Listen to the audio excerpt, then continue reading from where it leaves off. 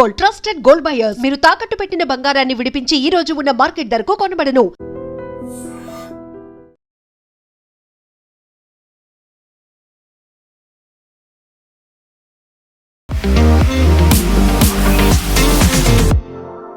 నమస్తే, నేను Kavitha. Welcome to I dream news and నిజాలు. వెస్ట్ బెంగాల్లో గవర్నమెంట్ ఫామ్ అవుతోంది. సీఎం ఎవరు అనేది అధికారికంగా బీజేపీ కూడా అనౌన్స్ చేసింది. బట్ తమిళనాడుకి సంబంధించి ఎందుకంత హై డ్రామా కొనసాగుతోంది? లార్జెస్ట్ పార్టీగా విజయ్ గవర్నర్ దగ్గరికి 3 సార్లు వెళ్ళినా గవర్నర్ ఎందుకు రిజెక్ట్ చేశాడు? అక్కడ ఫామ్ చేయాలంటే మెజారిటీ స్థానాలు కావాలా, లేకుంటే పవర్ఫుల్గా కనిపించేటువంటి ట్రిక్స్ ఉంటేనే గవర్నమెంట్ ఫామ్ అవుతుందా? ఎక్కడ విజయ్ రాంగ్ స్టెప్ వేశాడు? మనతో పాటుగా ఉన్నారు సీనియర్ జర్నలిస్ట్ సురేష్ కొచ్చతిరి గారు. సార్ నమస్తే. సో బెంగాల్ అనేది చాలా క్లియర్గా నీట్గా అయిపోయింది. సక్సెస్ఫుల్గా గవర్నమెంట్ ఫామ్ చేస్తున్నారు సువేందు అధికారి. ఇక్కడ విజయ్కి సంబంధించి లార్జెస్ట్ పార్టీ అన్నట్టుగా అనౌన్స్ చేసినప్పటికీ అక్కడ జరగట్లేదు. ఎందుకు? ఏమైంది? అక్కడ తప్పు ఎక్కడ చేశాడు విజయ్ అసలు? ఐ థింక్ ఆయనకి లీగల్ అడ్వైజర్ స్ట్రాంగ్గా లేదనుకుంటాను. ఫస్ట్ ఆఫ్ ఆల్ ఈయన గవర్నర్ దగ్గర వెళ్ళక్కర్లేదు. ఈ can send a representative to the governor. ఆ ఎంబరాస్మెంట్ అనేది తగ్గిపోతుండే. గవర్నర్ దగ్గర విజయ్ వెళ్ళి ఫస్ట్ టైం ఒక లిస్ట్ ఇచ్చారు. దాంట్లో అన్ని చిన్న చిన్న అలయన్స్ పార్ట్నర్స్ వీళ్ళందరూ, అంటే సిపిఐ, సిపిఎం, కాంగ్రెస్ వీళ్ళందరూ ఉన్నారు. అందరూ కలిసి 118 ఉందని చెప్పారు. ఆయన చూస్తే 117 ఉన్నాయి. ఎందుకంటే 2 స్థానాల్లో ఆయన పోటీ చేసిన 2 స్థానాల్లో సంతకం పెట్టారు. దట్ ఈ కెనాట్ డూ. ఏదో ఒక స్థానం తీసుకోవాలి, either Perambur or Trichy East. ఏదో ఒకటి. ఎనీవే అదంతా పెద్ద టెక్నికల్ ప్రాబ్లం కాదు. కానీ దీంట్లో చట్టాలు ఉన్నాయి. ఇప్పుడు అందరూ అంటారు governor should have called him అని. అది కాదు, చట్టాలు ఉన్నాయి. దీనికి 2 మేజర్ జడ్జ్మెంట్స్ ఉంది. ఒకటి బొంబాయి జడ్జ్మెంట్, ఒకటి రెండోది సర్కారీ కమిషన్ రికమెండేషన్స్ ఒకటి.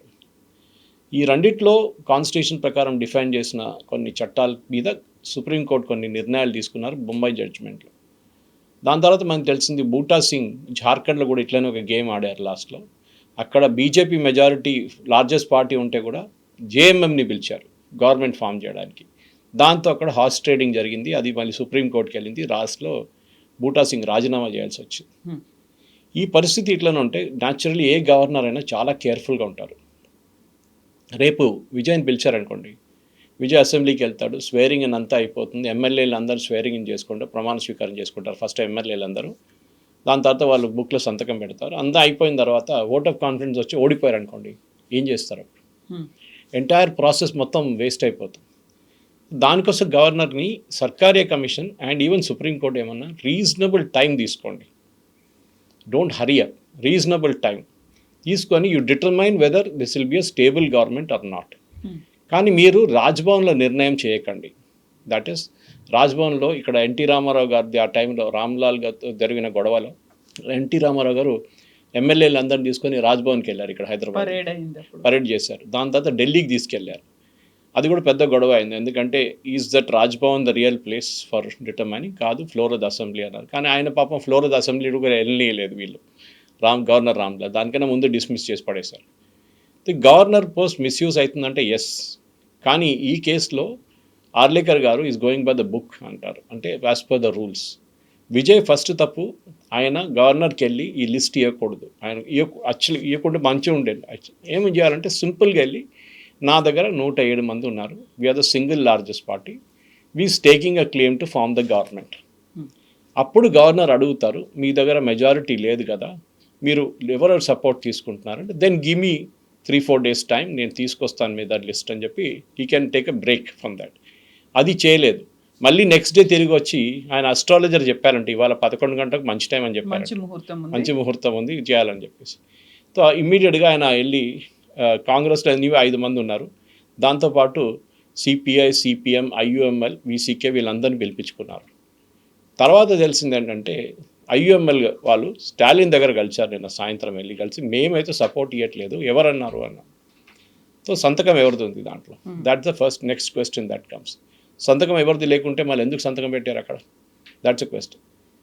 తర్వాత మనం తెలిసిందంటే వీసీకే వాళ్ళ పార్టీ హెడ్ అన్నారు, మేము ఇంకా నిర్ణయం తీసుకోలేదు, మేము స్టాలిన్ని కలుస్తున్నాం. దాని తర్వాత ఉదయనిధిని కలిసారు రాత్రి. ఇదంతా డ్రామా 11 గంటలకు రాత్రి నడుస్తుంది ఈ డ్రామా.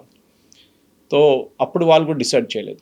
వాళ్ళ ఇద్దరు ఎమ్మెల్యేలు ఉన్నారు, వాళ్ళకి ఇద్దరు ఉన్నారు. సో వాళ్ళు ఏమైనా పొద్దున్న నిర్ణయం తీసుకుంటున్నారు. ఇప్పుడు మనం రికార్డ్ చేస్తున్నప్పుడు I think they are more or less ready to support అన్నమాట. కానీ దాంట్లో పెద్ద డిమాండ్ పెట్టారు ఒకటి, వాళ్ళ పార్టీ లీడర్ ఏమో డిప్యూటీ చీఫ్ మినిస్టర్ కావాలంట. ఆలోచించాడు. సో ఇట్లాంటి బ్లాక్మెయిలింగ్ టాక్టిక్స్ నడుస్తుంది. విజయ్ దీని నుంచి కొంచెం బయటకు ఉంటే బాగుంటుండే నా అభిప్రాయం. ఏం లేదు, యూ వెయిట్ ఫర్ 1 వీక్, ఎవరు ఫామ్ చేయలేనప్పుడు గవర్నర్ మిమ్మల్ని పిలుస్తారు మళ్ళీ, or he may impose precedence rule and అసెంబ్లీని సస్పెండెడ్ యానిమేషన్లో పెడతారు. ఇది మనం జమ్మూ కాశ్మీర్లో కూడా చూసాం, చాలా స్టేట్స్లో చూసాం. ఎక్కడెక్కడ గవర్నర్కి ఒపీనియన్ ఉందో ఇక్కడ స్టేబుల్ గవర్నమెంట్ ఉండదని చెప్పినప్పుడు ఆయన ఒక సస్పెండెడ్ యానిమేషన్లో పెడతారు. కానీ మన Narasimha Rao government central government form చేసినప్పుడు, యూనియన్ గవర్నమెంట్ ఫామ్ చేసి ఆయన మైనారిటీ గవర్నమెంట్ హెడ్ చేశారు. అప్పుడప్పుడు ఆయనకు మెజారిటీ ఉండే, అప్పుడప్పుడు మెజారిటీ లేకుండే. లాస్ట్లో ఒక క్రూషియల్ ఓట్ వచ్చినప్పుడు ఆయన జేఎంఎం ఎంపీని కొనుక్కున్నారు. ఆయన కాదు పాపం, వాళ్ళ పార్టీ వాళ్ళు చేసే పని. ఎంఎం వాళ్ళేమో ఆ డబ్బులతో పట్టుబడ్డారు వాళ్ళు. దాని పెద్ద ఇష్యూ అయిపోయింది. ఈవెన్ నరసింహరావు గారి మీద కూడా కేసు అయింది ఆ టైంలో. ఇప్పుడు విజయ్ చేసిన తప్పులు ఒకటి, ఫస్ట్ డే ఆయన ఆయన ఒక పార్టీ రిప్రజెంటేటివ్ పంపించి వీఆర్ స్టేకింగ్ ద క్లెయిమ్ అని చెప్తే అయిపోతుండే, అది చేయలేదు. రెండవది లిస్ట్ ఇచ్చారు, లిస్ట్ ఈజ్ నాట్ కంప్లీట్. ఆ లిస్ట్లో కూడా 118 మ్యాజిక్ ఫిగర్ రీచ్ కావట్లేదు. యాక్చువల్లీ 118 కూడా తప్పు. ఎందుకంటే ఓటింగ్ వచ్చినప్పుడు రేపు speaker cannot vote or should not vote. ఒక్క సీట్ తగ్గిపోతుంది మళ్ళీ వీళ్ళ వైపు నుంచి, బికాస్ స్పీకర్ వీళ్ళ వాళ్ళు అంటారు. సో చాలా కేర్ఫుల్ ఉండాలన్నమాట. అది విజయ్ చేయలేదు. బహుశా ఆయనకి నిన్న రాత్రి కూడా ఛానల్స్ చూస్తున్నప్పుడు అదే అంటున్నారు, లీగల్ అడ్వైస్ ఎవరు ఇస్తున్నారు. సింపుల్ మంచి కాన్స్టిట్యూషనల్ ప్రొసీజర్స్ తెలిసే మనిషి ఉంటే వాళ్ళు లీగల్గా అటు చెప్తారు, ఇది చేయాలి, స్టెప్ 1, స్టెప్ 2, స్టెప్ 3 అంటే అది అయిపోతుండే.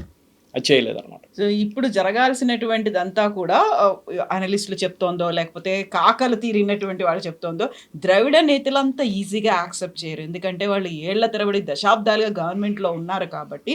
ఒక దశలో మనకు వినిపించింది డిఎంకే ఏఐడిఎంకే రెండూ కలిసి గవర్నమెంట్ను ఫామ్ చేస్తాయి. బద్ధ శత్రువులు, ఒక గవర్నమెంట్ కాకపోతే ఇంకో గవర్నమెంట్ వస్తుంది అనుకున్నప్పుడు విజయ్కి గవర్నమెంట్ ఇవ్వడం అనేది ఇష్టం లేదా, లేకుంటే మా ముందు ఆయనకు గవర్నమెంట్ సీఎం అంటే మేము ఎందుకు యాక్సెప్ట్ చేయాలి అనేదా? కరెక్ట్. ఇప్పుడు స్టాలిన్ ఆయనకి నచ్చేది ఒక షాక్గా వచ్చింది ఈ రిజల్ట్. ఆయన ఎప్పుడు అనుకోలేదు ఓడిపోతాడని, అది ఆయన కూడా ఓడిపోతాడనేది. సో స్టాలిన్ కానీ చాలా మెచ్యూర్గా బిహేవ్ చేశారు.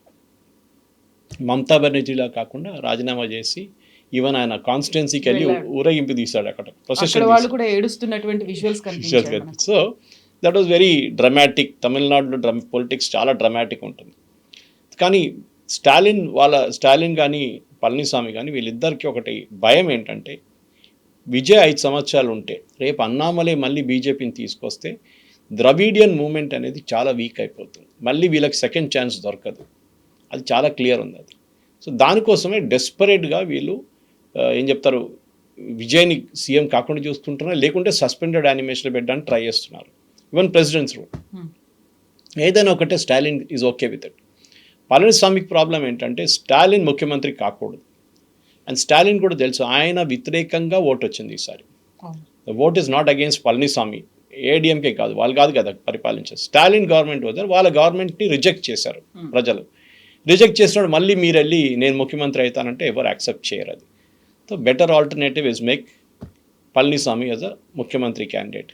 సో నిన్న టీటీకే దినకరన్ రాత్రి గవర్నర్ని కలిసి హీఈస్ ఆస్కింగ్, మీరు ఈయనని ఇన్వైట్ చేయండి, పళనిస్వామిని ఇన్వైట్ చేయండి ముఖ్యమంత్రి. కానీ హీ హాజ్ నో రైట్, ఆయనకి రైట్ లేదు, హక్కు లేదు ఇది అడగడానికి. ఆయన దగ్గర ఉన్న ఒక్క ఎమ్మెల్యే, ఆయన దగ్గర ఏదో 35 ఎమ్మెల్యేలు ఉంటే రిక్వెస్ట్ చేయొచ్చు. కానీ రిక్వెస్ట్ ఏంటి, Palaniswami has to claim first. ఆయన వెళ్ళి గవర్నర్ చెప్పాలి, నా దగ్గర మెజారిటీ ఉంది, నేను గవర్నమెంట్ ఫామ్ చేయొచ్చు. అప్పుడు గవర్నర్ మళ్ళీ లిస్ట్ అడుగుతారు ఆయన దగ్గర కూడా, మీ లిస్ట్ తీసుకురండి. సో గవర్నర్కి ఈ సర్కారీ కమిషన్ కానీ బొంబాయి జడ్జ్మెంట్లో రీజనబుల్ టైం అని ఇచ్చారు. అది ఇప్పుడు చాలా మటుకు చర్చలు వస్తున్నాయి. ఈ రీజనబుల్ టైం ఏంటి, కాన్స్టిట్యూషన్లో ఎక్కడ డిఫైన్ చేయలేదు, బొంబాయి జడ్జ్మెంట్లో డిఫైన్ చేయలేదు. ఈవెన్ సర్కారీ కమిషన్ రికమెండేషన్ కూడా ఎక్కడ ఈ రీజనబుల్ టైం వారమా, 10 రోజుల, 2 వారాల, 2 నెలల, 2 సంవత్సరాల ఏం డిఫైన్ చేయలేదు. So governor he'll take his own sweet time. బహుశా ఆయన విజయ్ని మళ్ళీ పిలుస్తారు, ఇప్పుడు వీసీకి సపోర్ట్ చేస్తే అయిపోతుంది. కానీ ఒక బ్రాడర్ క్వశ్చన్లో ఉంటుందంటే ఈ స్టెబిలిటీ ఏంటి గవర్నమెంట్ది, ఎంతకాలం ఉంటారు. ఎందుకంటే వీళ్ళు ఇచ్చిన వాగ్దానాలు చూస్తే కూడా గవర్నమెంట్ దగ్గర డబ్బులు ఉండవు. గవర్నమెంట్ ఆ వాగ్దానాలు ఫిలప్ చేయకుంటే అప్పుడు ఆపోజిషన్ వాళ్ళ మీద పడతారు. అప్పుడు అసెంబ్లీలో గొడవ, దాని తర్వాత ఏదో ఒక పార్టీ నో కాన్ఫిడెన్స్ మోషన్ తీసుకొస్తారు, మళ్ళీ ఓటింగ్ జరుగుతుంది. ఈ voting confidence motion, no confidence మోషన్కి ఒక అడ్వాంటేజ్ అంటే ఒకసారి పాస్ అయితే అసెంబ్లీలో మళ్ళీ 6 నెలల దాకా మళ్ళీ మీరు తీసుకురాలి పెట్టడానికి కూడా. So that is an advantage. ఒక బ్రీతింగ్ స్పేస్ వస్తుంది విజయ్కి. నేను చెప్తే ఏంటంటే సరే చేయనియండి, లెట్ ఎమ్ రూల్. ఎందుకంటే ఇంత కష్టపడి వచ్చాడు, ఇంత దగ్గర దాకా వచ్చిన తర్వాత మళ్ళీ మీరు చేస్తే సింపతి ఫ్యాక్టర్ విజయ్కి వస్తుంది మరి రేపు. That is why Stalin is చాలా కేర్ఫుల్ ఉన్న. స్టాలిన్ చూడండి, ఆయన ఓపెన్గా చెప్పట్లేదు, కానీ ఇండైరెక్ట్లీ గవర్నర్కి చెప్తున్నారు మీరు గవర్నమెంట్ ఫామ్ చేయనియండి, anyway why should you hold it back అని. కానీ ఆర్లేకర్ గారికి ప్రాబ్లం ఏంటంటే అక్కడ కేరళ కూడా ఆయనే హ్యాండిల్ చేస్తున్నారు. He is handling the additional responsibility. తమిళనాడులో ఇక్కడ ఆర్ఎన్ రవి గారు బెంగాల్కి వెళ్ళిపోయినప్పుడు హీఈస్ హోల్డింగ్ అడిషనల్ ఛార్జ్. అక్కడ ఇంకో గొడవ నడుస్తుంది కేరళలో, ఎవ్వరు ముఖ్యమంత్రి అని చెప్పి డిసైడ్ చేయలేకపోతున్నారు అక్కడ కాంగ్రెస్ వాళ్ళు. ఇక్కడేమో ఈ గొడవ, ఎవరిని ముఖ్యమంత్రి చేయాలని చూస్తున్నారు, వీళ్ళకి కావట్లేదు ఇక్కడ అనమాట. సో కాన్స్టిట్యూషనల్లీ చూస్తే గవర్నర్ చేసిన దానికి ఎస్, ఆయన పెద్ద లార్జెస్ట్ పార్టీని పిలవాలి ఉండే. దీనికన్నా ముందు కూడా యూనియన్ గవర్నమెంట్లో కూడా చూసాం, లార్జెస్ట్ సింగిల్ పార్టీని ఎప్పుడు పిలుస్తారు గవర్నమెంట్ ఫార్మేషన్కి. అది అక్కడ విజయ్ చేసిన ఫస్ట్ తప్పు. అది బహుశా చేసుకుంటే వాళ్ళ దాకా ఆయన ముఖ్యమంత్రి అయిపోతాడు.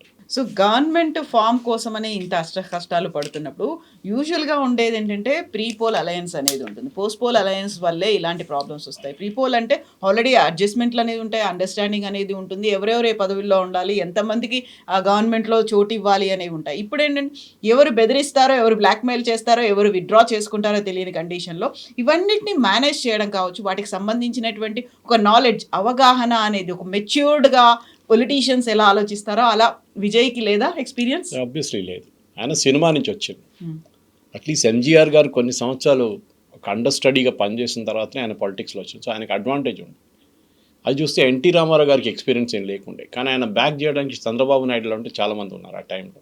వాళ్ళు చూసుకున్నారు, వాళ్ళు వెనకాల చక్రాలు తిప్పారు వాళ్ళే. So NT Rama Rao was only the front face for it.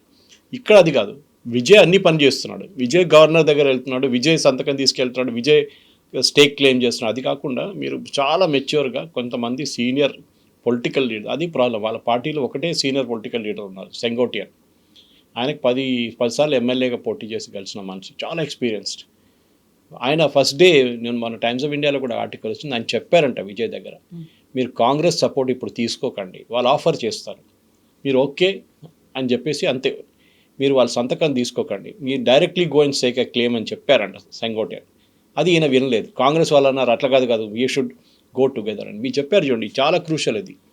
Prepoll arrangement ఉంటే ఏ ప్రాబ్లం ఉండదు. గవర్నర్ మిమ్మల్ని డైరెక్ట్ ఇన్వైట్ చేస్తారు, సంతకం కూడా అడిగారు, బికాస్ ప్రీపోల్లో మీరు ఒక అలయన్స్గా పోటీ చేస్తున్నారు.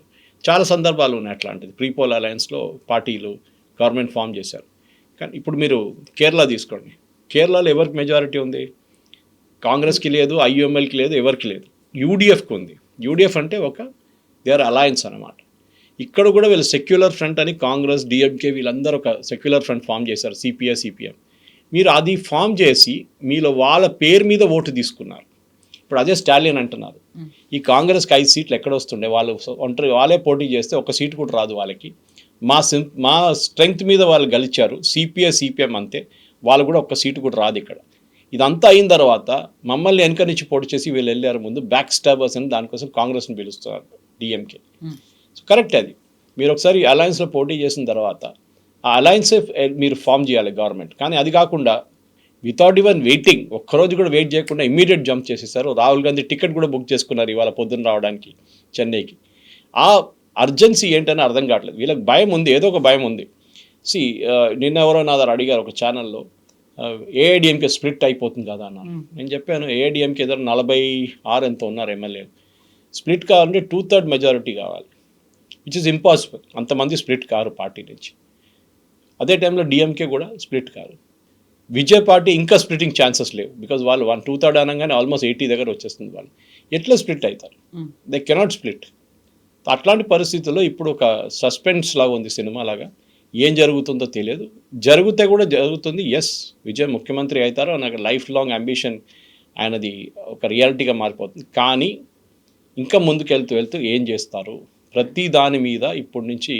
అండ్ మనం చూసాం ఇది, ఈ చంద్రశేఖర్ రెజీమ్ ఒకటి, ఇందర్ కుమార్ గుజరాల్ రెజీమ్ ఒకటి, దేవగౌడ రెజీమ్ ఒకటి, వీళ్ళందరినీ ఎవరో వెనక నుంచి ఒక ఐదర్ కాంగ్రెస్ వాళ్ళు మీరు గుర్తుంటుంది, ఐ థింక్ చంద్రశేఖర్ గవర్నమెంట్ అనుకుంటాను, దాన్ని పడిపోవడానికి కారణం ఏంటంటే రాజీవ్ గాంధీ ఇంటి బయటనో ఎవరో పోలీసు వాళ్ళు పెట్టారని చెప్పి రాజీవ్ గాంధీ కంప్లైంట్ చేశారు చంద్రశేఖర్. దాంతో నా గవర్నమెంట్ పడిపోయింది. నా మీద మీరు నిఘా పెట్టారు, స్పైయింగ్ చేస్తున్నారని చెప్పి సిల్లీ ఎక్స్క్యూజ్. అట్లాంటి ఎక్స్క్యూజ్ పెట్టి రేపు పొద్దున్న లేవగానే వీసీకే ఫోన్ చేసి చెప్తాడు, నేను రేపు పొద్దున సపోర్ట్ విత్డ్రా చేయబోతుంది, గవర్నర్ దగ్గరికి వెళ్తాను నేను అంటాను. ఏం చేస్తారు? గవర్నర్ కూడా ఏం చేయలేరు ఆ టైంలో. Once you're sworn in the government, మీ రెస్పాన్సిబిలిటీ అయిపోయింది.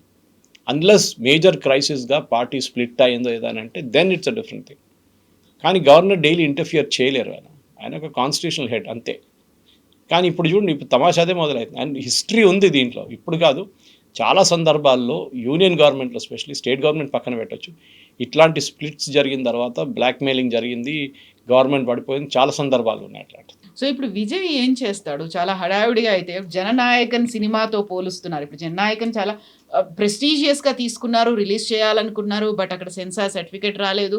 చివరికి రిలీజింగ్ డేట్లు అనౌన్స్ చేసి టికెట్లు అన్నీ పోయిన తర్వాత కూడా అది ఇప్పటికీ రిలీజ్ అవ్వకుండా ఉంది. ఇప్పుడు బంపర్ మెజారిటీ అనేది మాకు వచ్చింది, సింగిల్ లార్జెస్ట్ పార్టీగా అక్కడ వచ్చినప్పటికి కూడా గవర్నమెంట్ ఫామ్ చేయడానికి మళ్ళీ వెనకడుగేస్తున్నారు. ఇవన్నీ ఆలోచించాల్సి వస్తుంది. ఈ హర్డిల్స్ అన్నీ దాటుకొని విజయ్ అనే నేను అలా ఓత్ టేకింగ్ సెరమనీ అనేది అవుతుందా లేదా? అవుతుంది, అది దాంట్లో డౌట్ లేదు, అవుతుంది. కానీ టైం పడుతుంది, ఒకటో 2 రోజులు పడుతుంది. ఇంకా దాని తర్వాత క్లారిటీ వచ్చేస్తుంది డెఫినెట్గా. ఎందుకంటే ఒకసారి వీసీకే ఓకే అంటే then there is no, governor కూడా ఏం ఆపర్, ఆయన will carry on with the oath taking ceremony. కానీ మళ్ళీ అదే ప్రాబ్లంకి వస్తున్నాం మనం తిరిగి. ఈ ఉన్న పార్టీలు, చిన్న చిన్న పార్టీలు, వీళ్ళు రేపు ఎప్పటికి వెళ్ళిపోతారు, ఎక్కడ కనిపించకుండా పోతారని డౌట్ ఉంది. ప్రతి పార్టీ, చిన్న చిన్న పార్టీలు అందరికి పదవి కావాలని అడుగుతారు. వాళ్ళకి తెలుసు పాసిబ్లీ టీవీకేలో ఉన్న ఎమ్మెల్యేలు కూడా చాలామందికి పొజిషన్ రాదు, వాళ్ళకు మినిస్టర్షిప్ ఇవ్వలేరు. ఎందుకంటే చిన్న చిన్న వాళ్ళు అడుగుతారు, సిపిఎం వాళ్ళు అడుగుతారు, సిపిఐ వాళ్ళు అడుగుతారు, వీసీకే అడుగుతున్నారు ఉప ముఖ్యమంత్రి. ప్రతి చిన్న పార్టీ, 1 ఎమ్మెల్యే 2 ఎమ్మెల్యేలను అందరూ బ్లాక్మెయిల్ చేస్తారు. ఎవరో నేను ఒక కార్టూన్ వేశారు, బీజేపీ ఎమ్మెల్యే సైడ్లో కూర్చొని తమాషా చూస్తున్నా అంటే ఆయన ఒకడే ఉన్నాడు, నన్ను కూడా పిలుస్తారేమో వీళ్ళు సపోర్ట్ కోసం, అప్పుడు నేను చూపిస్తానని చెప్పేసి. ఎనీవే, ఇప్పుడున్న పరిస్థితుల్లో ఐ థింక్ విజయ్ ముఖ్యమంత్రి అవుతారు, దాంట్లో డౌట్ లేదు. మేబీ ఈ ఆదివారం లోపల స్వేరింగ్ కూడా అయిపోతుంది, దాని పెద్ద ఇష్యూ ఏం లేదు. కానీ ఆయనకి ఛాలెంజెస్ చాలా ఉన్నాయి. ఎందుకంటే ఎస్పెషలీ తమిళనాడులో ఉన్న ఛాలెంజ్ డిఫరెంట్, వెస్ట్ బెంగాల్లో ఉన్న ఛాలెంజ్ డిఫరెంట్. వెస్ట్ బెంగాల్లో సువేందు అధికారికి ఉన్నది, అది ఒక 3 మేజర్ ఛాలెంజెస్ ఉన్నాయి అక్కడ. కానీ ఇక్కడ తమిళనాడులో అంత పెద్ద ఛాలెంజ్ లేదు. పొలిటికలీ ప్రాబ్లం ఉంది, కానీ గవర్నమెంట్ నడిపేయడానికి ఎకనామికలీ స్టేట్ జీడిపి కానివ్వండి, మ్యానుఫ్యాక్చరింగ్ కానివ్వండి, లా అండ్ ఆర్డర్ ఓకే, అంత పెద్ద ప్రాబ్లం. కానీ అక్కడ వెస్ట్ బెంగాల్లో that is a major issue అనమాట. సో ఇప్పుడు క్యాంప్ రాజకీయాలు అనేవి కనిపిస్తున్నాయి. ఆ తర్వాత హార్స్ ట్రేడింగ్ మీద కూడా చాలా ఎక్కువ ఫోకస్ అనేది ఉంది. ఏమంటారు, తోల్ మోల్కే బోల్ అన్నట్టుగా, లైక్ ఎవరెంత బార్గెనింగ్ కెపాసిటీ ఉంది, డబ్బు ఎంత పంచుతారు అనే దాని మీద విజయ్ ఇవన్నీ ఎక్స్పెక్ట్ చేయలేదు అనుకున్నప్పుడు ఆయనకు ఉండాల్సినటువంటి ఒక రాజకీయ గురువులో, లేకుంటే స్ట్రాటజీస్లో ఎలక్షన్ ఎలా గెలవాలి అని చూపించినటువంటి ప్రశాంత్ కిషోర్, ఆ తర్వాత ఎలక్షన్ అయిపోయింది, రిజల్ట్స్ వచ్చాయి, గవర్నమెంట్ ఫామ్ కోసం ఏం చేయాలి అనేది స్ట్రాటజీ చెప్పలేకపోయాడా? అది అక్కడే ప్రాక్టికల్ ఎక్స్పీరియన్స్ మనకు వస్తుంది. ప్రశాంత్ కిషోర్ కూడా ఎక్స్పీరియన్స్ లేదు. ఆయనే కదా బీజేపీని 2014లో గెలిపించింది ప్రశాంత్ కిషోరే. He was very close to Modiji ఆ టైంలో. నేను ఫస్ట్ టైం ఆయన్ని 2013లో కలిసాను గాంధీనగర్లో, మోదీ గారి ఆఫీస్లో. ఆ టైంలో ఆయన డెవలపింగ్ చేయాలి. అప్పుడు మోదీ గారిని క్యాండిడేట్ కూడా డిక్లేర్ చేయలేదు ఆ టైం.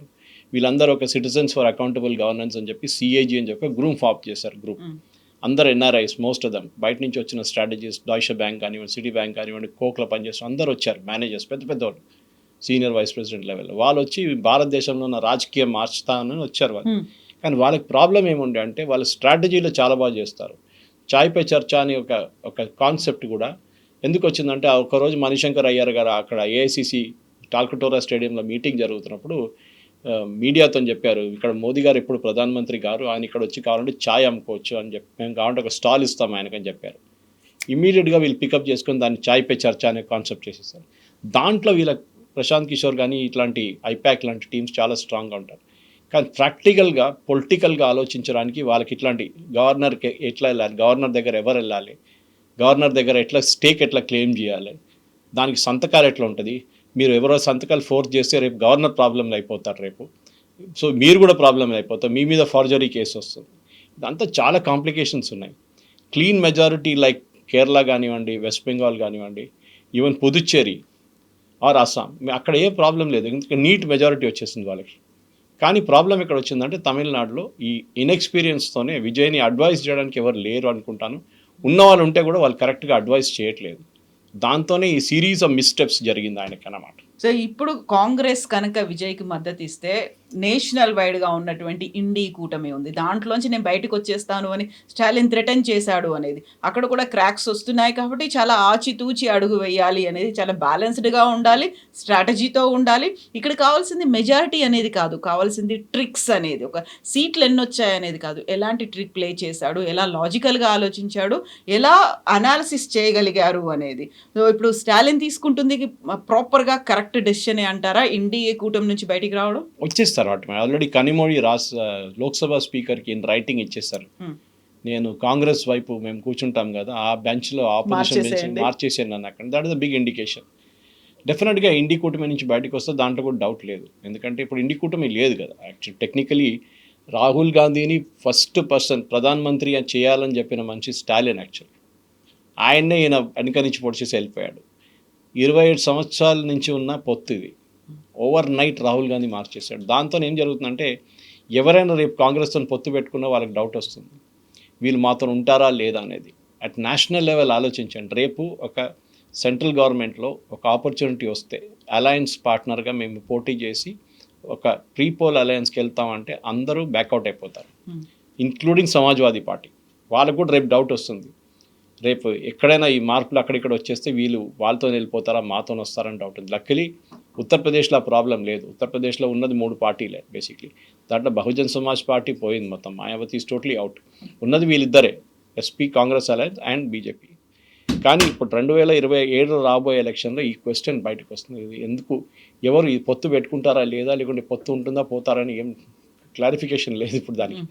డెఫినెట్గా దాని పొజిషన్ మనం చూడాల్సిందే. అండ్ ఐ థింక్ నా అంచనా ప్రకారం 2027 ఎలక్షన్లో ఇండి కూటమి ఉండదు, అంటే ఉత్తరప్రదేశ్ ఎలక్షన్లో. తర్వాత 2029 election which is mostly return of now. ఎందుకంటే వెస్ట్ బెంగాల్లో 39 అక్కడ ఉన్న స్థానాల్లో మెజారిటీ బీజేపీ తీసుకెళ్ళిపోతారు, మెజారిటీ. ఈవెన్ మన తమిళనాడులో చూడండి ఇప్పుడు స్ప్లిట్ అవుతుంది. స్టాలిన్ వాళ్ళ స్ట్రెంగ్త్ చూపించారు, అప్పుడు చూపిస్తారు నెక్స్ట్ టైం ఎలక్షన్లో. ప్రిపేర్డ్గా వెళ్తారు ఈసారి. ద్రవిడియన్ ఫిలాసఫీని వాళ్ళు ఇప్పుడు ఇన్ని రోజుల దాకా ద్రవిడియన్ ఫిలాసఫీని యాంటీ హిందీ ఫిలాసఫీగా పెట్టుకున్నారు. Anti NEET exam, anti Hindi, okay, north ఇండియన్స్ది మేము అంగీకరించాము, న్యూ ఎడ్యుకేషన్ పాలసీ, ఇదంతా స్టాలిన్ స్ట్రాటజీ ఉండే. స్టాలిన్కి స్ట్రాటజీ మార్చాల్సి వస్తుంది. సో ఇండి కూటమి నుంచి బయటికి రావడం చాలా ఇది. మమతా బెనర్జీ ఏమో నేను ఇప్పుడు ఇండి కూటమిని చూసుకుంటాను, అన్ని స్టేట్స్ తిరుగుతాను. కానీ ఆమెను ఎవరు పట్టించుకుంటారు? ఇప్పుడు ఎవరు పట్టించుకోరు. Because once you had power మిమ్మల్ని అందరు రెస్పెక్ట్ చేస్తారు, పవర్ లేనప్పుడు ఎవరు పట్టించుకోరు మిమ్మల్ని. సో మమతా బెనర్జీ వస్తే కూడా రాహుల్ గాంధీకి థ్రెట్. ఎందుకంటే ఆయన ఇప్పుడు దాకా డిఫాక్టో నేనే హెడ్ ఇండి కూటమి అని నడుస్తున్నారు ఆయన. ఇప్పుడు సడన్గా ఆయన పొజిషన్ వీక్ అయిపోతుంది. రేపు స్టాలిన్ అంటారు రాహుల్ గాంధీని తీసేసేయండి ఇండి కూటమి నుంచి, మేము ఇంకో కూటమి పెడతామని చెప్పేసి.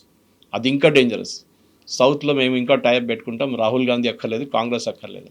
సో ఇప్పుడు ఓకే గవర్నమెంట్లో కాంగ్రెస్ ఉంటారు, కరెక్ట్ మీరు చెప్పిన దాని ప్రకారం తమిళనాడులో. కానీ ఫ్యూచర్ ఏంటి? ఒక టైంలో కే కామరాజ్ లాంటి చాలా పెద్ద నేతలు ఉన్న ఒక స్టేట్ తమిళనాడు, అక్కడ ఇప్పుడు ఇవాళ ఏ పొజిషన్లో కూడా లేరు అన్నమాట ఓట్ల కోసం కాంగ్రెస్. ఆ పరిస్థితికి వచ్చేస్తారు. ఏం వెస్ట్ బెంగాల్లో కూడా అంతే. రేపు ఎందుకు పొత్తు పెట్టుకుంటారు? మమతా బెనర్జీ కూడా అడుగుతారు రేపు కాకుండా నెక్స్ట్ ఎలక్షన్లో, కాంగ్రెస్ మేము పొత్తు పెట్టుకోవాలంటే అప్పుడు ఇమ్మీడియట్ షీ లాస్ ద సేమ్ క్వశ్చన్, వీళ్ళు నాతో ఉంటారా మళ్ళీ వెళ్ళిపోతారా ఎవరితోనా అని చెప్పేసి ఆ డౌట్ ఆమెకు వస్తుంది అన్నమాట. కాంగ్రెస్ చేయకూడదు. యాక్చువల్లీ వాళ్ళు చేసిన చాలా పెద్ద స్ట్రాటజిక్ మిస్టేక్. మీరు వెయిట్ చేయండి, let TVK come to you, మీ దగ్గర వచ్చి అడగాలని. వాళ్ళు అడుగుతారు, మమ్మల్ని సపోర్ట్ చేస్తారు. వాళ్ళు అడిగే ముందు వీళ్ళు సపోర్ట్ ఆఫర్ చేశారు. దట్ అగైన్ ఒకవైపు విజయ్ తప్పులు చేస్తుంటే ఇంకోవైపు కాంగ్రెస్ కూడా తప్పులు చేస్తారు అనమాట. సో ఇప్పుడు టీవీకేకు మద్దతుగా వీసీకే అనేది వస్తుంది అనుకున్నప్పుడు, వీసీకే చేస్తున్నటువంటి క్యాంపెయిన్లో తమిళ ఈలం ఎల్టీటీ అధినేత ప్రభాకరన్ ఫోటోలు ఎందుకు కనిపిస్తున్నాయి? ఇఫ్ నేను కనుక మద్దతు ఇచ్చాను అనుకుంటే ప్రభాకరన్ వాళ్ళకి ఒక అఫీషియల్గా ఒక గవర్నమెంట్లో ఫామ్ చేసినటువంటి ఒక ప్లేస్ అనేది వస్తుంది కదా. తమిళ్ పాలిటిక్స్లో వెల్లుపల్లె ప్రభాకరన్కి ఒక ప్లేస్ ఉందండి. వైకో అని మీకు గుర్తుంటుంది, ఆయన పార్టీ పేరు మర్చిపోయాను నేను, ఇప్పుడు ఏ పార్టీలో ఉన్నారో తెలియదు. ఆయన పార్టీ అలయన్స్ మార్చుతూనే ఉంటాడు. ఐ థింక్ మోస్ట్ ప్రాబ్లీ ఈ వాజ్ డిఎంకేతో ఉండే ఆయన వాళ్ళ పొత్తులో, కానీ గెలవలేదు అనుకుంటాను సీట్లే. సో వైకో చూడండి, ఆయన క్యాంపెయిన్లో ఎప్పుడు వెల్లుపల్లె ప్రభాకరన్ గురించి మాట్లాడతారు కూడా, పోస్టర్లు పెట్టిన పక్కన పెట్టచ్చు. ఈ స్పీక్స్ అబౌట్ తమిళ్ ఈలం. అది నాకు గుర్తుంది ఎన్డీఏ గవర్నమెంట్ ప్రీవియస్ వాజ్పేయి గారి గవర్నమెంట్ ఉన్నప్పుడు అనుకుంటా ఇది పెద్ద ప్రాబ్లం అయిపోయింది. ఎందుకంటే ఆ టైంలో గవర్నమెంట్ ఆఫ్ ఇండియా వాళ్ళని ఒక టెర్రరిస్ట్ గ్రూప్ అని డిక్లేర్ చేసిన తర్వాత వీళ్ళ సపోర్ట్ చేయడము, వీళ్ళ గురించి మాట్లాడడము, వీళ్ళ పోస్టర్లు పెట్టుకోవడం దాంట్లో ఉంటుంది, ఇష్యూ ఉంటుంది. కానీ తమిళనాడులో తమిళీలం అనేది ఒక ఇప్పుడు కూడా ప్రభాకరన్ లేరు, తమిళీలం కాన్సెప్ట్ లేదు, శ్రీలంకలో కూడా ఏం జరగట్లేదు. కానీ వీళ్ళ నడిమిట్లో ఎప్పుడు కూడా ఉంది. ఎందుకంటే తమిళియన్ రెఫ్యూజీస్ ఇంకా ఉన్నారు, శ్రీలంకన్ రెఫ్యూజీస్ చాలామంది తమిళనాడులో ఉన్నారు ఇప్పుడు కూడా. వాళ్ళకి ఒఫీషియల్గా రెఫ్యూజీ స్టేటస్ ఉంది, వాళ్ళకి డబ్బులు ఇస్తారు యుఎన్హెచ్సిఆర్, వాళ్ళకు రేషన్లు ఇస్తారు, అన్నీ చేస్తారు. And I think one candidate also ఒకసారి ఎవరో పోటీ చేసిన కూడా ఇచ్చారు ఈసారి. And Vijay's wife, TVK Vijay's wife ఇప్పుడు కూడా డివోర్స్ జరగలేదు, కానీ ఈ wife is Sri Lankan actually. I think English Sri Lankan, she's English citizen ఉండే ఆమె. సో అక్కడ ఉన్న ఫిలాసఫీలో అది ఉంటుంది. మనం దాన్ని we cannot just wish it away, తీసి పక్కన పడేయలేము మనం. అది ఉంటుంది, మనం ఇగ్నోర్ చేయాల్సింది అంతే. ఆ ప్రభాకరన్ ఇన్ఫ్లుయెన్స్ ఇప్పుడు ఎక్కడ లేదు తమిళ పాలిటిక్స్. ఒక టైంలో ఉండే వీళ్ళందరూ ఇంక్లూడింగ్ డిఎంకే, వీళ్ళు మీకు గుర్తుంటుంది ఈవెన్ కాంగ్రెస్ వైపు నుంచి ప్రియాంక గాంధీ జైలుకి వెళ్ళి వాళ్ళ నాన్నగారిని చంపిన వాళ్ళని కలిసి వాళ్ళు రిలీజ్ డిమాండ్ చేశారు, క్షమాభిక్ష ఇవ్వండి అని చెప్పి. సో తమిళ పాలిటిక్స్లో ఇట్స్ అ పార్ట్, తమిళీలం అనేది ఒక పార్టే ఉంటుంది. కాన్సెప్ట్ వైజ్ అది పోయింది మొత్తం. కానీ ఇప్పుడు కూడా అక్కడ ఓట్ల కోసం ఎమోషనల్ ట్యాగ్ యూజ్ చేసుకుంటారు, కానీ ఇప్పుడు పనికి రావట్లేదు అది. ఈ వీసీకే పార్టీది మెయిన్ ఏంటంటే వాళ్ళకి ఎస్సీ కమ్యూనిటీ పార్టీ. ఓకే, వాళ్ళ పార్టీని ఈసారి కూడా వాళ్ళు ఇద్దరు క్యాండిడేట్స్ కలిసింది ఎస్సీ సీట్స్ నుంచి. సో వాళ్ళది ఒక చాలా క్లియర్ స్ట్రాటజీ అన్నమాట, that we're representing the schedule caste community అని. అది దాని ఇట్లా వాళ్ళకి తమిళీలంతో ఏదైనా పొత్తుందా, లేకుంటే తమిళీలం సింపతి ఉందా అంటే ఎస్ ఉండొచ్చు. ఒకవేళ గవర్నమెంట్ ఫామ్ చేస్తే అక్కడ ఆయన ఫోటోలు కూడా కనిపిస్తాయా వాళ్ళ ఆఫీసుల్లో? నో, అది డౌట్ఫుల్. ఎందుకంటే గవర్నమెంట్ ఆఫ్ ఇండియా పాలసీ మీరు దాన్ని కౌంటర్ చేయలేరు. మీరు కావాలంటే మీ ఆఫీస్లో పెట్టుకోవచ్చు, వాళ్ళ ఆఫీస్లో పెట్టుకోవచ్చు, కానీ ఒఫీషియల్ సెక్రటేరియట్లో కానీ మీ గవర్నమెంట్ ఆఫీసెస్లో పెట్టుకోలేరు మీరు. దట్ ఈస్ మై రీడింగ్ అనమాట. కానీ తమిళ్ పాలిటిక్స్లో అది మీరు స్టార్టింగ్ నుంచే ప్రభాకరన్ అయితే 70s, 80s, 90s నుంచి కూడా మీకు కనిపించారు. కానీ యాక్చువల్ జరిగింది మనకంతా తెలుసు, 80sలో జరిగింది. అది తమిళీల మూమెంట్ పీక్లో ఉండే ఆ టైంలో. అప్పుడు దాని తర్వాత ఆయన్ని మీద ఎన్కౌంటర్ చేసి ఆయన చంపేశారు అక్కడ శ్రీలంకలో, అది కరెక్టే. కానీ ఆ ఫిలాసఫీ ఇప్పుడు కూడా ఉంది. కానీ దాన్ని బట్టి ఓట్లు తీసుకోవడం అనేది ఇప్పుడు జరగట్లేదు. నేను చెన్నైలో చదువుతున్నప్పుడు 83, 86లో అప్పుడు it was at its peak. ఆ టైంలో శ్రీలంకలో ఏం జరిగినా కానీ మా క్యాంపస్లో పెద్ద గొడవ ఉంటుండే అడయార్లో. So it was a major thing. కానీ ఇప్పుడు లేదు, అది అంత గొడవ ఇప్పుడు లేదు. బహుశా అది ఒక ఎమోషనల్ కనెక్ట్ దాకా ఉంచుకుంటారు వాళ్ళంతా. సో మెజారిటీ వచ్చింది, మేము గవర్నమెంట్ ఫామ్ చేయబోతున్నాము సింగిల్ లార్జెస్ట్ పార్టీ అనగానే మా వాళ్ళనే మేము తీసుకెళ్ళి ఒక క్యాంపుల్లో పెట్టుకుంటాము ముందుగా అలర్ట్ చేశారు విజయ్. ఇప్పుడు అలాంటి సిచ్యువేషన్ నుంచి మిగతా పార్టీలు కూడా వీళ్ళని పోచింగ్ అనేది అవుతోంది అనుకున్నప్పుడు వాళ్ళని రెస్క్యూ చేసుకోవాలి, గవర్నమెంట్ ఫామ్ చేసుకోవాలి, గవర్నమెంట్ ఫామ్ చేసుకున్న తర్వాత స్టెబిలిటీ చూపించాలి, లాంగ్ రన్ 5 years అనేది కంటిన్యూ చేయాలి. అంటే ముందుంది ముసెల్ల పండగ అంటారు కదా, టఫ్ టైమ్స్ అహెడ్ అనుకోవాలా విజయ్కి టఫ్ టైం ఉంటుంది. మైనారిటీ గవర్నమెంట్ నడిపించాలంటే అది నరసింహారావు స్ట్రాటజీ అడాప్ట్ చేయాల్సిందే. ఆయన చాలా కూల్గా ఉన్నారు. నరసింహారావు గారిని ఎప్పుడైనా అడిగితే మీ గవర్నమెంట్ పడిపోతుంటే ఓకే అన్నారు ఆయన. ఎవరు కావాలి, ఎవరు ఫామ్ చేసుకుంటే చేసుకోమని చెప్పు వాళ్ళ దగ్గర అని చెప్పారు. ఎవరు లేరు ఆపర్చునిటీ. ఇప్పుడు కూడా అదే మీరు చెప్పారు స్టార్టింగ్లో, ఒక స్వాన్ ఎనిమీస్ వీళ్ళు. డిఎంకే నుంచి బయటకు వచ్చి ఫామ్ చేసిన గవర్నమెంటే ఏఐడిఎంకే అని ఒక పార్టీ ఎంజీఆర్ టైంలో. తర్వాత వీళ్ళు తిరిగి వెళ్ళడం ఏంటి నాకు అర్థం కావట్లేదు. వీళ్ళు స్వాన్ ఎనిమీస్, వీళ్ళిద్దరిది ఎప్పుడు పడదు. అట్లాంటి దాంట్లో ఓకే మేము ఇద్దరు కలిసి ఇప్పుడు గవర్నమెంట్ ఫామ్ చేస్తామని చెప్తున్నారు. దాట్ ఇట్ సెల్ఫ్ ఇస్ ఒక ఏంటి మళ్ళీ రేపు మర్జ్ చేస్తారా పార్టీని, ఒకటే చేసేస్తారని కాన్సెప్ట్. కానీ వీళ్ళ మెయిన్ ప్రాబ్లం ఏంటంటే కవిత గారు, దిస్ ద్రవిడియన్ మూవ్మెంట్ వీక్ అయిపోతుంది. నేను స్టార్టింగ్లో మెన్షన్ చేశాను, అదొక భయం ఉంది. స్టాలిన్కి ఉంది, పళనిస్వామికి ఉంది. ఒకసారి ఆ ద్రవిడియన్ మూవ్మెంట్ వీక్ అయిపోతే దానికోసం ఈసారి చూడండి వీళ్ళకి మహిళల ఓట్లు అండ్ యంగ్స్టర్స్ ఓట్లు పడ్డది. నడిమిట్లో ఉన్న middle level age group and old people వాళ్ళ ఓట్లు డిఎంకే ఏఐడిఎంకి పడ్డది యాజ్ పర్ కమ్యూనిటీ బేసిస్. దానికోసం స్టాలిన్ ఓడిపోవడం అంటే కొల్తూరులో that is an indication. Because అక్కడ ఆయనకి ఆ యంగ్స్టర్స్ ఓట్లు పోయినాయి, మహిళల ఓట్లు కూడా పోయినాయి. అది దాంతో డిఎంకే కూడా ఈసారి చాలా పెద్ద వాళ్ళకి దెబ్బతింది. AIADMK of course expected. And Vijay గెలవడానికి కారణం కూడా దానికోసం చాలామంది అంటారు అటువైపు అన్నామలై ఉంటే పాసిబ్లీ ఈ యంగ్స్టర్స్ ఓట్ స్ప్లిట్ అయిపోతుంది. బీజేపీ కార్యకర్తలు ఎవ్వరు పనిచేయలేదు ఈసారి తమిళనాడులో. నాకు తెలిసి చాలామంది నా ఫ్రెండ్స్ ఉన్నారు అక్కడ, వాళ్ళు అన్నారు మేము అసలు పనిచేయం, పళనిస్వామికి పనిచేయడానికి మర్చిపోండి మేము, కాబట్టి మా పార్టీ వాళ్ళ కోసం అక్కడ పోటీ చేస్తున్నారు, 25 కాన్స్టిట్యూన్సీ అక్కడ పోటీ చేస్తాం. అక్కడ కూడా వాళ్ళు టికెట్లు ఎట్లా ఇచ్చారంటే ఓడిపోతున్న స్థానాలకు టికెట్ ఇచ్చారు. బీజేపీ ఎప్పుడు గెలవలేదు, ఏఐడిఎంకే గెలవలేదు, బీజేపీ గెలవలేదు. అక్కడి నుంచి అట్లాంటి ప్లేసెస్ సీట్లు ఇచ్చారు. కోయంబత్తూర్, కన్యాకుమారి ఇట్లాంటి చాలా స్ట్రాంగ్ ఏరియాస్లో బీజేపీకి టికెట్స్ రాలేదు. అది అన్నామలై గారు కూడా మెన్షన్ చేశారు. సో ఐ థింక్ ఇప్పుడున్న పాలిటిక్స్ ప్రకారం నేను చూసే ఏంటంటే ఇప్పుడు ఈ ద్రవిడియన్ పార్టీ ఇద్దరికి చాలా పెద్ద థ్రెట్ ఉంది. దానికోసం వాళ్ళ కాడర్ని ఉంచుకోవడానికి ట్రై చేస్తున్నారు. ఎందుకంటే రేపు బెంగాల్లో జరిగినట్లనే వీళ్ళిద్దరి దగ్గర నుంచి ఐదర్ విజయ్ వైపో ఆర్ బీజేపీ వైపో వీళ్ళందరూ వెళ్ళిపోతే రేపు డిఎంకే, ఏఐడిఎంకే అనే పార్టీలు ఉండరు. Same thing what happen to TMC, అది కూడా తమిళనాడు కూడా అదే జరగవచ్చు నెక్స్ట్ ఎలక్షన్లో. ఇప్పుడు 2021 పోయింది, 31లోకి నెక్స్ట్ ఎలక్షన్. బహుశా అప్పుడు దాకా తమిళనాడు పొలిటికల్ సీన్ మారిపోవచ్చు. ఉండాలంటే విజయ్ ఉండాలి, లేకుంటే మారాలంటే మారిపోతుందంటే వీళ్ళిద్దరు భయపడతారు. డిఎంకే భయపడతారు, ఏఐడిఎంకే భయపడతారు. ఒకసారి ద్రవిడియన్ ఫిలాసఫీ వాళ్ళ ఓటర్ మైండ్ నుంచి బయటికి పోతే మళ్ళీ దాన్ని తిరిగి తీసుకురావడం చాలా డిఫికల్ట్. సో బోల్డ్ అంత హైడ్రామా, బోల్డ్ అనే స్ట్రాటజీలు, ఎత్తులకు పై ఎత్తులు ఇవన్నీ వేసిన తర్వాత ఒక వన్ ఫైన్ డే ఎప్పుడో ఒక రోజు విజయ్ అయితే సీఎం అవుతారు. డెఫినెట్. ఐ థింక్ ఇంకా ఈ సండే మండే లోపల అయిపోతారు, దాంట్లో ప్రాబ్లం ఉండదు. ఓన్లీ థింగ్ ఈజ్ ఆయన స్టార్టింగ్లో ఫస్ట్ స్టెప్ తప్పేశాడు, అదొక్కటే రిగ్రెట్ ఉండొచ్చు. మీరు కొంచెం మెచ్యూర్గా బిహేవ్ చేస్తే, ఇంత ఎక్సైటెడ్గా బిహేవ్ చేయకుంటే ఇమ్మీడియట్గా నేను ఇప్పుడే స్వేరింగ్ అని అయిపోతుందని టైం తీసుకోండి. Who is problem? సువేందు అధికారి కూడా 4th వచ్చిన రిజల్ట్ ఇప్పుడు 9వ తారీఖు స్వేరింగ్ అని అయింది. They weighted 5 days. వాళ్ళకి తెలుసు ఆయనే అవుతాడు ముఖ్యమంత్రి క్యాండిడేట్ అని. కానీ యూ షుడ్ నాట్ ఇమ్మెచ్యూర్గా బిహేవ్ చేసి ఏదో పరిగెత్తుకుంటే గవర్నర్ దగ్గర వెళ్ళి నన్ను ఎప్పుడే ముఖ్యమంత్రి చేయండి అని చెప్తే that is immaturity. And Arlekar లాంటి చాలా వెటరన్ ఆర్ఎస్ఎస్ ఏం చెప్తారు, ఒక లీడర్గా ఉండి ఆయన ఇప్పుడు గవర్నర్గా ఉన్నారు. ఆర్ఎస్ఎస్ బ్యాకింగ్ ఉంది, ఆయన ఆర్ఎస్ఎస్ నుంచి వచ్చారు. ఆయన న్యాచురల్లీ ఆయనకు చట్టాల గురించి అటార్నీ జనరల్ కానీ వాళ్ళందరూ అడ్వైస్ చేస్తారు, లీగల్ అడ్వైజర్స్. ఆయన సొంతంగా డిసిషన్ తీసుకోరు. రేపు ఎవరైనా సుప్రీంకోర్టు కూడా వెళ్ళొచ్చు. So he would consulted with attorney. They would said ఇది రికమెండేషన్స్, బొమ్మాయి జడ్జ్మెంట్లు ఎట్లా ఉంది, సర్కారియర్ కమిషన్ రికమెండేషన్స్ ఇది ఉంది, మీరు ఇది చేయండి అని చెప్పుంటారు. కానీ అది విజయ్ వైపు కూడా ఎవరైనా అడ్వైస్ చేస్తే బాగుంటుండే. ఇప్పుడు నా ఆఫ్ కోర్స్ అదంతా హైండ్ సైట్ ఇస్ అడ్వాన్స్ అయిపోయిన తర్వాత చాలా మంది అడ్వైస్ చేయడానికి వస్తారు మీకు. Yes sir, we'll wait what is going to happen అనేది. Sure. Thank you so much. Thank you very much.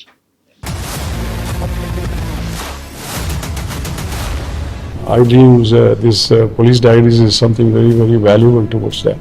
I must really appreciate Murali, your insights. iDreams founder and CEO చిన్న Vasudev Reddy గారితోని Muralidhar crime stories చాలా famous అయిపోయినాయి. గౌతమ్ సవాంగ్ గారు I congratulate him for doing so well, and I congratulate him his boss also. So well.